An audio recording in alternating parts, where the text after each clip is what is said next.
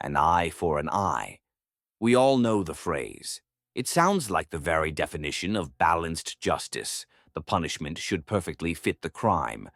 But what if I told you that in ancient Babylon, where this law was first carved into stone, the price of an eye depended entirely on who you were? For a nobleman, it was an eye. For a commoner, it was just a handful of silver. And for a slave, it was even less.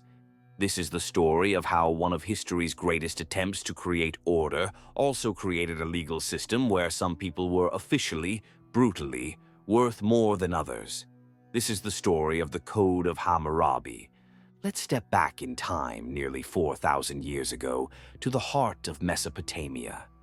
The city of Babylon is a sprawling metropolis, a hub of trade, religion, and power. Its streets are teeming with merchants, priests, and soldiers. But with all this growth comes chaos. In a world without a universal set of rules, disputes are often settled by personal vengeance. A business disagreement could explode into a blood feud. An accidental injury could spiral into a cycle of unending violence. Justice was disorganized, inconsistent, and often brutally excessive. Into this turbulent world steps King Hammurabi, the sixth king of Babylon, who reigned from 1792 to 1750 BCE. Hammurabi wasn't just a conqueror, he was a visionary, an administrator, a man obsessed with his legacy.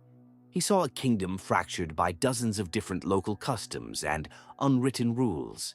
He dreamed of a unified empire, held together not just by military might, but by a common understanding of justice. He presented himself as a shepherd to his people, divinely appointed by the gods, to make justice visible in the land, to destroy the wicked person and the evildoer, that the strong might not injure the weak. To do this, Hammurabi launched a revolutionary project to collect, codify, and carve into stone a single comprehensive set of laws for everyone to see. The result was the Code of Hammurabi. Now, it wasn't the very first legal code in history. Earlier ones like the Code of Ur-Nammu existed, but it was by far the longest, most organized, and best preserved we've ever found. Hammurabi had 282 laws carved in the Akkadian language onto a massive 7.5-foot tall pillar of black stone, known as a stele. At its top, a carving shows Hammurabi receiving the laws from Shamash, the Babylonian god of justice, cementing their divine authority. This incredible pillar was discovered at the ancient site of Susa in 1901 and is now housed in the Louvre. The original was placed in a public square, and the idea was likely for copies or excerpts to be displayed across the empire, so the law was no longer a secret held by priests or a whim of the king. It was a permanent, public declaration. It covered nearly every aspect of life in Babylon: commerce, property, family, and professional conduct. There were laws setting the wages for ox drivers, laws for inheritance and divorce, and laws detailing the responsibilities of builders and doctors. At the heart of its criminal law was a radical principle: the law of retaliation, or lex talionis. This is where we get the famous phrase, an eye for an eye, a tooth for a tooth. On the surface, this felt like a huge leap towards fairness. The goal was to limit retribution. Instead of a family seeking bloody revenge that could wipe out entire clans, the state would impose a punishment that was strictly proportional to the crime. If you broke someone's bone, your bone would be broken. If you knocked out their tooth, your tooth would be knocked out.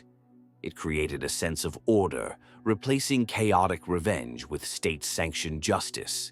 It looked like the perfect balance system. But this is where the story takes a very dark turn. That shining promise of eye for an eye, justice, was a mirage. While Hammurabi's code claimed to protect the weak from the strong, it did so within a rigid social hierarchy. Babylonian society was strictly divided into 3 classes. At the top were the Awilum, the upper class of nobles and property owners. In the middle, the mushkanum, a class of free commoners. And at the bottom were the wardom, the slaves, who were considered property. The brutal truth of Hammurabi's code is that the value of an eye, a bone, or even a life was directly tied to which class you belonged to. Let's look at the laws themselves. Law 196 states, if an awalum, a nobleman, blinds the eye of another awalum, they shall blind his eye. This is the classic eye for an eye. Reciprocal justice between two people of the same high status. Sounds fair, right? But then comes Law 198. If he blinds the eye of a mushkanum, a commoner, he shall pay 1 mina of silver. Suddenly, the punishment isn't physical. A nobleman who injures a commoner doesn't lose his own eye. He just pays a fine.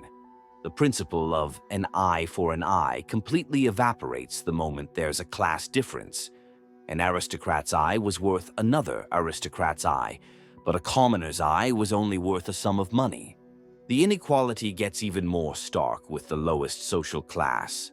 Law 199 says, if he blinds the eye of an awalum's slave, he shall pay 1/2 of the slave's value in silver. A slave's eye wasn't even worth a fixed amount of silver. Its value was tied to their market price. The crime wasn't seen as an injury to a person, but as damage to their master's property. This pattern repeats over and over. Law 200 says if a nobleman knocks out the tooth of another nobleman, his own tooth is knocked out.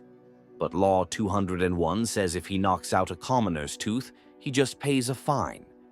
The justice system wasn't just unequal. It was a pricing menu for violence, where the rich could literally buy their way out of physical punishment as long as their victim was of a lower class. Justice in Babylon wasn't blind. It was acutely aware of social status, and it was designed to protect that status at all costs.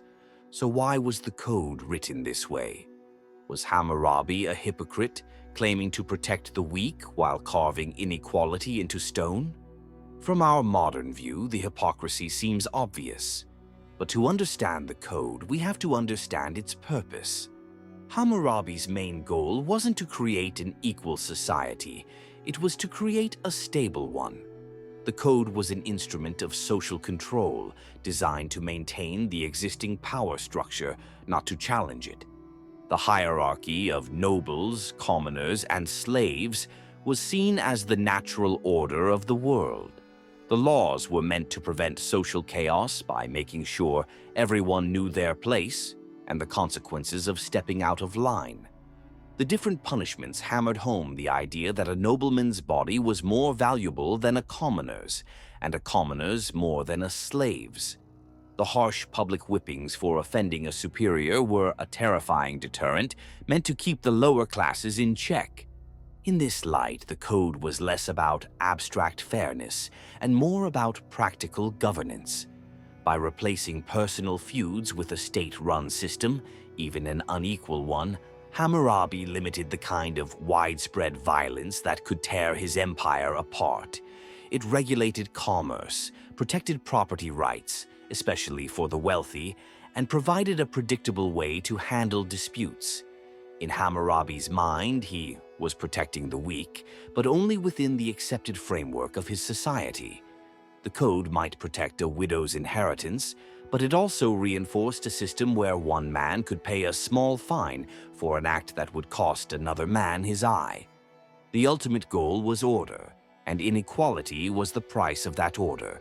So what are we to make of Hammurabi's code today? It's without a doubt one of the most important legal documents in human history. It marks a monumental shift from arbitrary rule to a society governed by written public law. The idea that justice should be administered by the state and that punishment should fit the crime laid the groundwork for legal systems for thousands of years to come.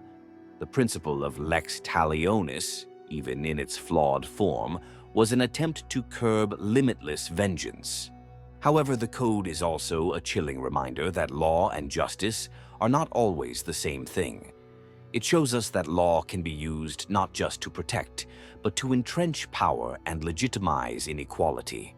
The eye for an eye principle, which we often see as a symbol of absolute equality, was anything but. Its application depended entirely on the social status of who did what to whom. Over time, the very legal traditions influenced by Hammurabi's Code would evolve. Later, Rabbinic Judaism would reinterpret an eye for an eye as a call for monetary compensation. Christianity's New Testament would advocate for turning the other cheek, a move away from retaliation and towards forgiveness. Islamic Sharia law also incorporated the principle, but strongly encouraged mercy and compensation as alternatives. The Code of Hammurabi stands as a testament to a pivotal moment in our long, complicated journey towards justice. It was a radical step forward in creating an orderly society, but it was also a system blinded by class, a legal framework that declared, in no uncertain terms, that the wealthy and the poor were not equal in the eyes of the law. And that leaves us with a difficult question. Was Hammurabi's Code a noble, if flawed, first step towards justice, or was it a sophisticated tool designed to reinforce a brutal and unequal social hierarchy? The story of law is the story of civilization itself. If you want to explore more of the fascinating and often brutal history of how we've tried to govern ourselves, make sure to subscribe and hit the notification bell. What do you think about Hammurabi's system? Let us know in the comments below.